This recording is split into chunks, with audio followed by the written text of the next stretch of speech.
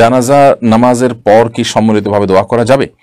জানাজার নামাজটা পুরোটা একটি দোয়া, এবং এটিকে আমরা বলতে পারি সম্মিলিত দোয়াই বলতে পারি, কারণ প্রত্যেক ইমাম মুক্তাদি প্রত্যেকে মিলে কিন্তু দোয়া করছে মুর্দার জন্য। আল্লাহুম্মা গফির লাহুম ওয়ারহামহুম ওয়াকরিমহুম ওয়াহসিন নুজুলাহুম ওয়াসি' মুদখালাহুম ওয়াদখিলহুমুল ফিরদাউস আ'লা ওয়ানাক্কিহিম মিনাদ দুনুবি ওয়াল খাতায়া কামা ইয়ানক্কা আস-সাবুল আবয়াদু মিনাদ দানাস। আল্লাহুম্মা গফির লিহাইয়িনা ওয়া মাইয়িতিনা ওয়া শাহিদিনা ওয়া গায়িবিনা।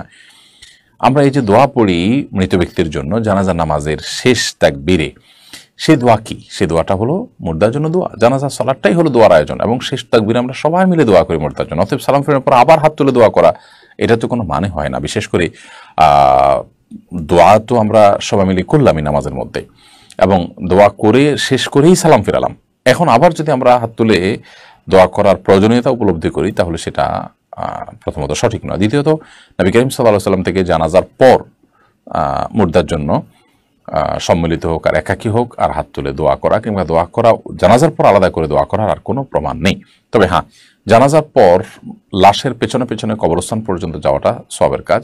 যাওয়ার পর লাশকে দাফন করবার পর সেখানে আপনার কেবলামুখী হয়ে মৃত ব্যক্তি যেন মুনকার নাকিরের সওয়ালের জবাবে ঈমানের উপরে অটল অবিচল থাকতে পারেন, সেই মর্মে দোয়া করা, এটি নবী সাল্লাল্লাহু আলাইহি ওয়াসাল্লাম থেকে প্রমাণিত। কেবলামুখী হাত তুলে যার যার মতো দোয়া করবে, এটি প্রমাণিত। অতএব জানাজার পরে কোনো দোয়া নবী সাল্লাল্লাহু আলাইহি ওয়াসাল্লাম আলাদা করে করেছেন এরকম কোনো বর্ণনা আমাদের জানা নেই।